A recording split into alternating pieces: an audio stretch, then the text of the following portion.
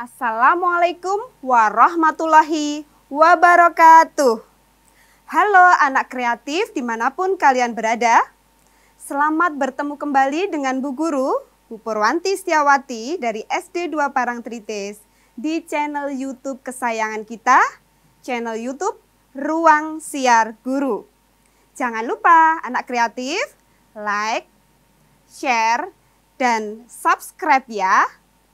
Nah, anak kreatif, bagaimana kabar kalian hari ini? Bu Purwanti harap anak kreatif selalu dalam keadaan sehat dan penuh semangat. Semangat dalam menuntut ilmu dan berbuat kebaikan. Apa coba yang sudah anak kreatif lakukan pada hari ini? Perbuatan baik apa yang sudah diperbuat? Mungkin anak kreatif sudah membantu orang tua? Atau sudah membuka-buka buku pelajaran? Anak kreatif tentu selalu melakukan kegiatan kebaikan. Anak kreatif dalam setiap detik, menit, dan jam, secara tidak kita sadari, kita selalu bernafas. Betul apa tidak anak kreatif? Karena bernafas adalah ciri dari makhluk hidup. Seperti yang telah kita ketahui, bernafas itu adalah proses mengambil udara atau oksigen dari lingkungan, kemudian menghembuskan karbon dioksida.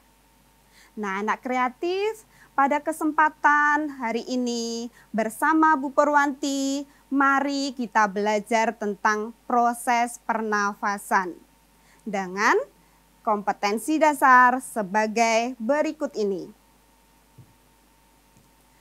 Kompetensi dasar 3.2 menjelaskan organ pernafasan dan fungsinya pada hewan dan manusia, serta cara memelihara kesehatan organ pernafasan manusia.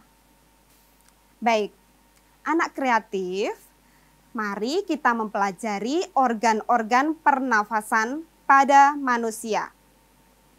Pernafasan pada manusia dilakukan oleh organ-organ pernafasan yang terdiri dari hidung, tenggorokan, dan paru-paru. Nah, setelah ini mari kita pelajari satu persatu.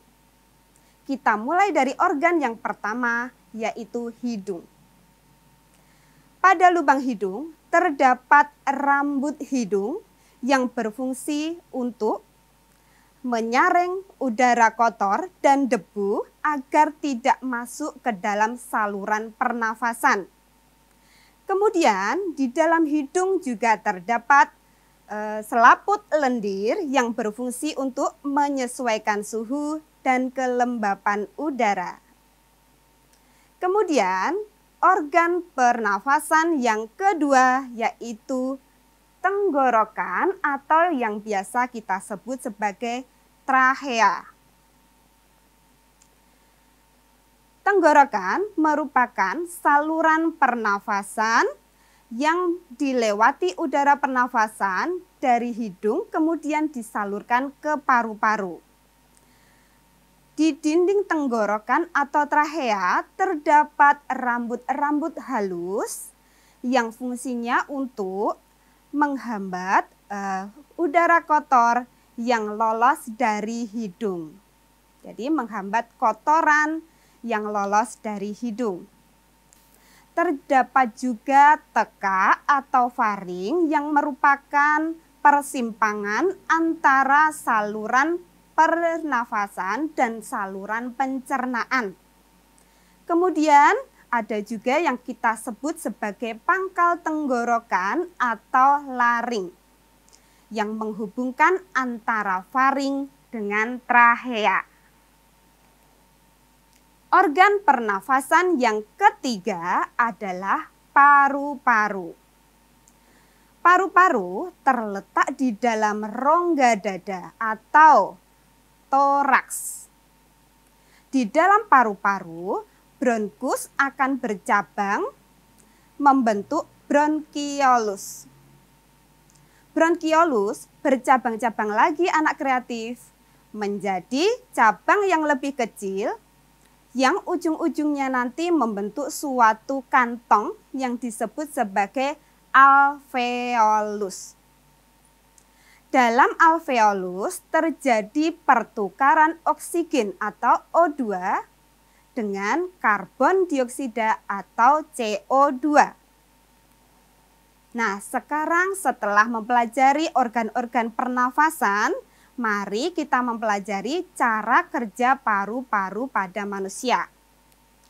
Yang pertama nanti adalah oksigen yang dihirup dan masuk ke alveolus akan diserap oleh darah. Kemudian darah menjadi kaya oksigen atau O2. Darah yang banyak mengandung karbon dioksida juga meresap ke alveolus. Kemudian pertukaran gas karbon dioksida dengan oksigen nanti akan terjadi di kantung udara atau alveolus. Darah membawa oksigen ke jantung untuk dipompakan ke seluruh tubuh. Gas karbon dioksida keluar dari darah masuk ke saluran pernafasan untuk dikeluarkan saat kita menghembuskan nafas. Nah, selanjutnya anak kreatif perlu kita pelajari juga proses pernafasan pada manusia. Proses pernafasan pada manusia itu terbagi menjadi dua, yaitu inspirasi dan ekspirasi. Inspirasi adalah proses menghirup udara, sedangkan ekspirasi adalah proses menghembuskan udara. Proses pernafasan secara urut akan kita pelajari kemudian. Mari, sudah siap anak-anak? Dimulai dari proses pernafasan pada manusia itu dimulai dari hidung. Udara yang dihisap pada waktu menarik nafas atau kita sebut tadi adalah inspirasi, masuk melalui lubang hidung baik kiri maupun kanan. Kemudian udara yang kita hirup itu tidak hanya oksigen, melainkan ada beberapa unsur yang lain, yaitu 80% NO2, kemudian 16% O2, dan 4% CO2. Kemudian setelah melewati rongga hidung, udara masuk ke tenggorokan atau trachea. Udara akan mengalir terus ke batang tenggorokan dan diteruskan ke bronkus. Dari bronkus, udara akan masuk ke paru-paru melalui yang kita sebut bronkiolus. Udara akan berakhir sampai ke alveolus. Di dalam alveolus terjadi pertukaran gas karbon dioksida atau CO2 dengan oksigen atau O2. Nah, setelah kita mempelajari proses pernafasan, tentu kita perlu tahu cara menjaga kesehatan saluran pernafasan. Baik, anak-anak kreatif, mohon disimak baik-baik cara menjaga kesehatan organ pernafasan. Yang pertama adalah olahraga secara teratur. Yang kedua, makan makanan yang bergizi. Yang ketiga, jangan merokok. Atau apabila ada orang yang merokok, kita menghindar. Yang keempat, banyak minum air putih. Yang kelima, hindari paparan polusi udara. Bagaimana? Mudah cara merawat organ pernafasan kita? Baik. Sebelum Bu Guru mengakhiri pembelajaran kita pada hari ini, Bu Guru ada tugas untuk peserta didik. Coba perhatikan baik-baik. Tugas dari Bu Guru yang pertama, sebutkan organ-organ pernafasan pada manusia dan cantumkan pula fungsi-fungsinya. Yang kedua, jelaskan proses pernafasan pada manusia dari hidung sampai pada nanti alveolus. Yang ketiga, sebutkan 3 cara menjaga kesehatan organ pernafasan pada manusia. Nah, anak kreatif nanti silahkan tuliskan jawaban kalian di buku tulis masing-masing. Kemudian kirimkan tugas kalian kepada guru kalian masing-masing untuk mendapat penilaian.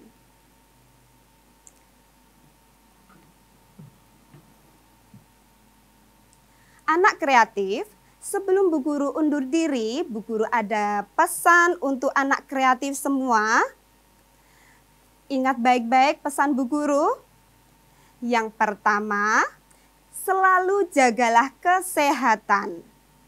Caranya bagaimana menjaga kesehatan kita? Mudah anak-anak kreatif. Yang pertama, makan makanan yang bergizi, serta makan yang teratur.